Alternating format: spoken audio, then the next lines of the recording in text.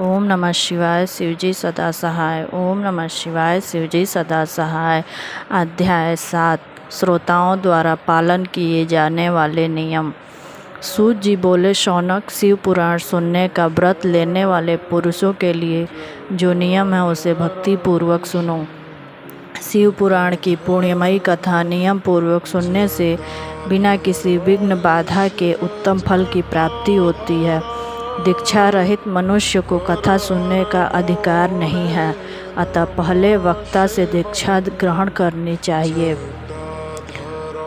नियम पूर्वक कथा सुनने वाले मनुष्य को ब्रह्मचर्य का अच्छी तरह से पालन करना चाहिए। उसे भूमि पर सोना चाहिए, पत्तल में खाना चाहिए तथा कथा समाप्त होने पर ही अन्न ग्रहण करना चाहिए। समर्थ मनुष्य को शुद्ध भाव से शिव पुराण की कथा की समाप्ति तक उपवास रखना चाहिए और एक ही बार भोजन करना चाहिए। गरिष्ठ अन्न, दाल, जल अन्न, सेम, मसूर तथा बासी अन्न नहीं खाना चाहिए।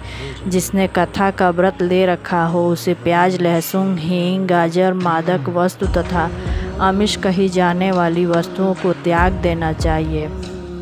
ऐसा मनुष्य प्रतिदिन सत्य, शौच, दया, मौन, सरलता, विनय तथा हार्दिक उदारता आदि सद्गुणों को अपनाए तथा साधु संतों की निंदा का त्याग कर नियम पूर्वक कथा सुने। सकाम मनुष्य इस कथा के प्रभाव से अपनी अभीष्ट कामना प्राप्त करता है और निष्काम मोक्ष प्राप्त करता है।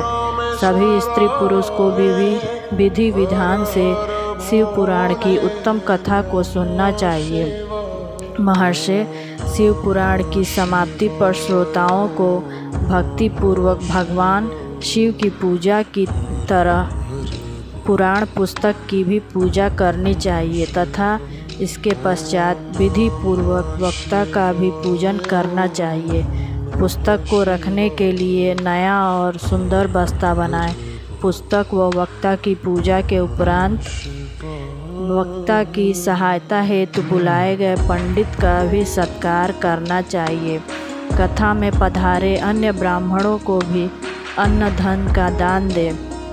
गीत, वाद्य और नृत्य से उत्सव को मनाएं। विरक्त मनुष्य को कथा समाप्ति पर गीता का पाठ कराना चाहिए तथा गृहस्थ को श्रवण कर्म की शांति हेतु होम कराना चाहिए। होम रुद्र संहिता के श्लोकों द्वारा अथवा गायत्री मंत्र के द्वारा करें।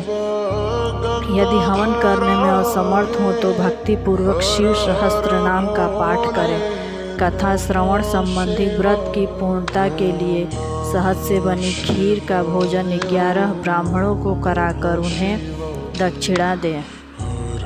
समृद्ध मनुष्य 3 तोले सोने का एक सुंदर सिंहासन बनवाएं और उसके ऊपर लिखी अथवा लिखाई हुई शिव पुराण की लिखी पोथी विधि पूर्वक स्थापित करें तथा पूजा करके दक्षिणा चढ़ाएं। फिर आचार्य का वस्त्र, आभूषण एवं गंध से पूजन करके दक्षिणा